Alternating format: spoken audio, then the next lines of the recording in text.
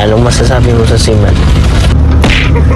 Katong mag-graduate tayo na o gusto nang masampag barko. Ingana po bisa na. Excited man kayo. Shoutout sa malapit ng sumampa dyan. Sa malapit ng gumagraduate. Shoutout dyan. Ito na. Yung buhay marino. Yan guys. Dito kami ngayon sa bridge sa Starboard Airport. Naglilinis kami dito sa panel. Tingnan yung mga asawa namin na Seaman Pamor. Tingnan na yung damit niya guys. Ang puti-puti ngayon. Kasing color ko na. Ito yung nilinis namin. No? Para kaming nasa engine deck naman kami. Dito naman kami sa kabila. Ano ginagawa mo dyan? Seaman Pamor.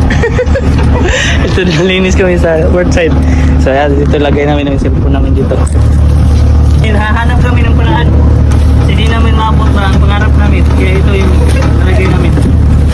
Itali namin ito. Isa na. Guys. Guys, Mag-ano na lang kami guys. Gawa ng paraan ba? Hanap kami ng DIY. Kuhan ba? Technique Q ba? Hanap kami yung mga technique Q guys. Kung nahibong mo anong sako among gigamit, kana among gigamit kay hait man gud ang sako, dali ra makuha ang mga kaning tagitip sa barko ba. Kay kung map man gud ang gamiton or trapo, dugay gud kayo siya. At biglang tumigil ang aking mundo dahil na-miss ko nang may maganito sa akin. Wah! Naku po, gusto ko yung nasa isip nyo. Fast forward natin at dito ay naglilinis na ako at maya-maya binuhusan ko na ng tubig. At maya-maya, tiningnan ko yung mga kasama ko kung okay pa ba sila. So ngayon kunin ko muna to. Mag-update muna ako sa kabila kung anong na nangyayari dito. Update ko sila dito. Kung ano na ba yung ano lagi nila ba? Na-urgent nila. sorry. Sorry. Ano? Ay, ako din. So ayun. Akit kami. At syempre dito ay umakyat na ako. Malamang umakyat yan kasi padulong yan sa hagdan.